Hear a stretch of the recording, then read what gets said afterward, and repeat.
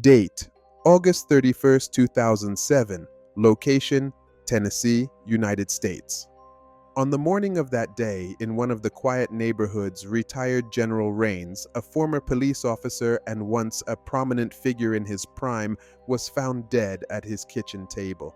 He was dressed in only his undershirt and shorts, a man of 83 years, a warrior against time in every sense, reduced to this tragic end.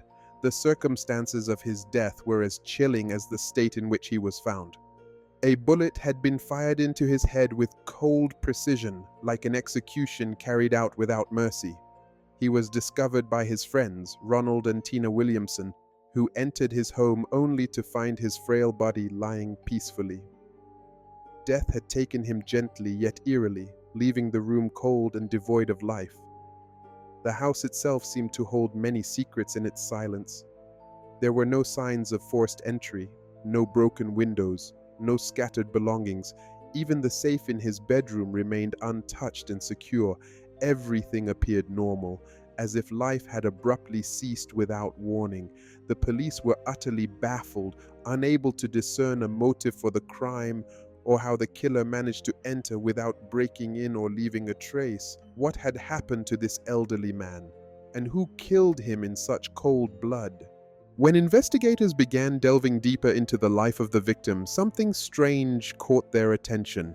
Neighbors of General Rains whispered rumors about his private life, rumors revolving around a younger woman he was allegedly dating while his wife battled dementia in a care home. These rumors led detectives to focus on Tina Williamson, the 39-year-old woman who had discovered the body.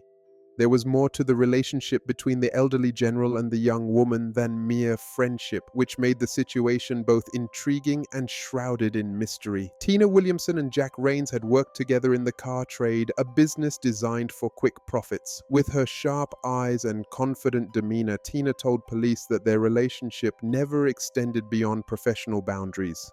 However, not everyone was convinced, especially Jack's family.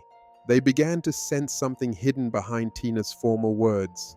There was an unsettling air about her connection to their grandfather, and their suspicions grew day by day.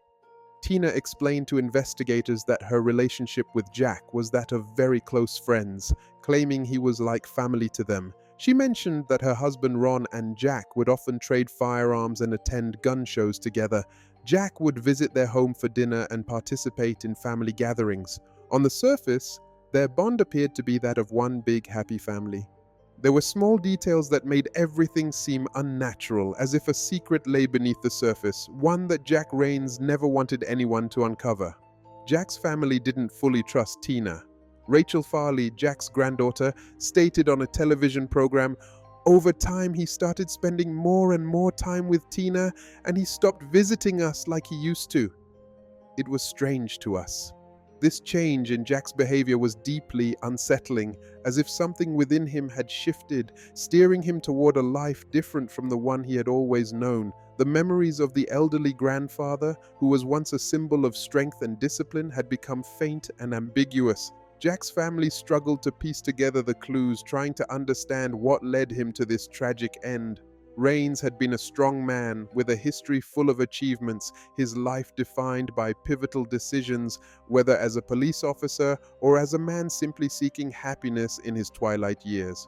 But over time, that image began to waver, revealing a more vulnerable side of his life. Tina, the young woman who had suddenly entered his life, was part of this side no one had anticipated. Jack had started distancing himself from his family and spending more time with Tina. There was an odd bond between them, one not easily understood or explained. Suspicion grew and questions multiplied. Who exactly was Tina to General Jack Rains? Was she merely a business partner, or did she hold deeper secrets within her heart? Was Jack seeking something in that relationship, perhaps a sense of hope or an escape from his loneliness? These were questions that neither the family nor the police could fully answer. Yet they lingered like dark shadows over the story of a man who had once lived a life of strength and ended his days in an unthinkable manner. When the police spoke with Tina Williamson, her eyes carried a hint of tension she tried hard to conceal. She spoke confidently, affirming that she had seen Jack Rains and had breakfast with him on the morning of his death. She described those moments as ordinary, with nothing suspicious or alarming. The 39-year-old woman told investigators that when Jack didn't answer her calls or return her messages later that day, she grew increasingly concerned. It was then that she and her husband Ron decided to go to his home to check on him. When they arrived, they found the elderly general dead in his kitchen. The medical examiner determined that Jack Rains had died between 10 a.m. and noon on August 31, 2007. Those hours remained a mystery. No one knew what had transpired during that time. However, the outcome was clear and grim. Ronald Williamson, Tina's husband, had a solid alibi for the time of Jack's murder, as he was at work during those critical hours. This led the police to shift their focus toward Tina, who had access to Jack's house through a key. Suspicion began to grow, and Tina became the central figure in the investigation. At the time of his death, Jack Rains was a wealthy man, and there were several reasons for the police to suspect that money was the motive behind the crime. As they traced Jack's financial affairs, they discovered that Tina and Jack shared a joint bank account that held a remaining balance of $100,000. Furthermore, Tina was on the verge of obtaining ownership of Jack's duplex apartment shortly before his death, intensifying suspicions about her motives. Investigators also learned that just 5 days after Jack's murder, Tina visited the bank and withdrew $10,000 from the shared business account. She had even attempted to withdraw the entire $100,000 balance, but stopped at the last moment, raising further questions about her actions. When police confronted Tina with rumors about her relationship with Jack, she vehemently denied them, her reaction growing defensive and angry. She declared that she loved Jack, but clarified, "Not that disgusting kind of love."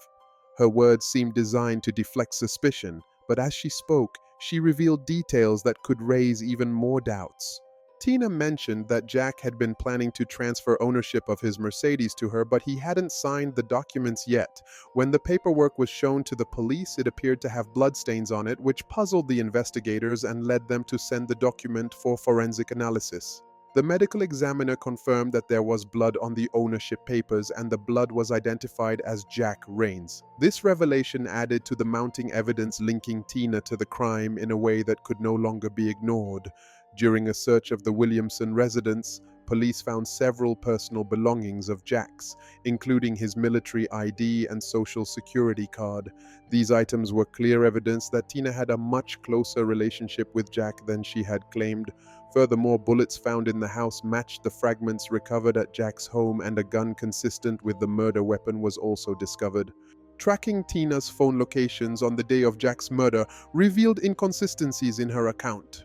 She had claimed to have spent the day at her home in Woodbury, but phone data showed she was 20 miles away in Murfreesboro, where Jack lived.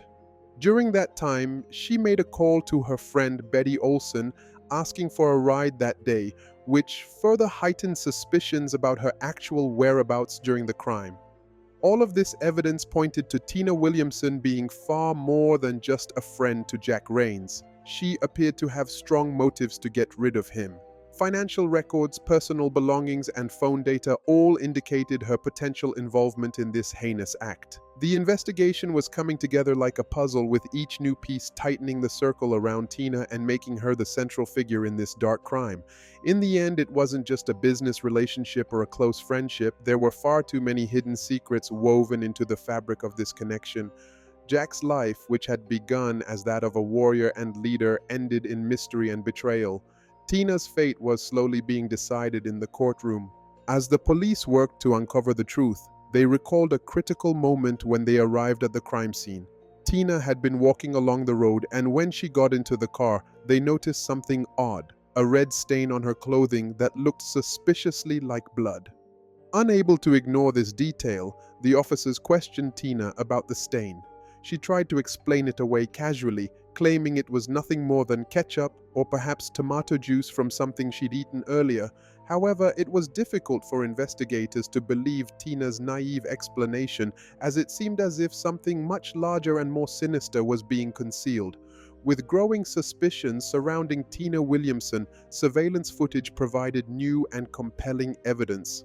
The recordings confirmed that Betty Olson had dropped Tina off near a Walmart just 5 minutes away from Jack Rains' home on the day he was murdered.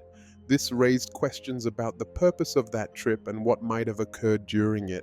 With the help of the police, Betty Olson agreed to cooperate and wore a wire during a conversation with Tina in an attempt to gather more evidence. In one recorded conversation, Tina was heard telling Betty not to tell the police about the ride she had given her that day. This acted as a tacit admission that Tina was hiding something and that the full truth had not yet been revealed. This moment was pivotal in the investigation as it began to unravel the hidden threads of the story behind Tina's lies and false reassurances. But the final and most damning piece of evidence came from an unexpected source: Jack Rain's underwear. After a thorough analysis, Tina's DNA was found on them, proving beyond a shadow of a doubt that she had been sexually involved with Jack, contrary to her claims all along. This incontrovertible truth was the final blow to the facade Tina had built, proving her dishonesty about the nature of her relationship with Jack. In February 2009, after lengthy and complex court proceedings, a jury found Tina Williamson guilty of Jack Rain's murder. The evidence against her was overwhelming, from the red stains on her clothing to the secret recordings and ultimately the DNA evidence. She was sentenced to life in prison without the possibility of parole. This marked the end of a path paved with secrets, deceit, and greed.